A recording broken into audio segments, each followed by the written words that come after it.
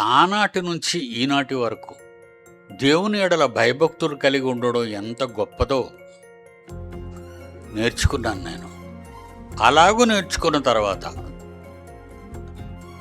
దేవుడి గురించి ఆలోచించాను.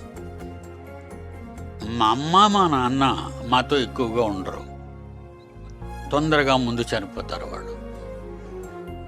తర్వాత నేను నా పిల్లలు, ఆ తర్వాత వాళ్ళు వాళ్ళ పిల్లలు, ఇలా తరము తర్వాత తరము మనం నేర్పించుకుంటూ మన పిల్లల్ని రావాలి. బాల్యము నుండి ఎప్పటి నుంచి నేర్చుకోమన్నాడు సొలొమోను?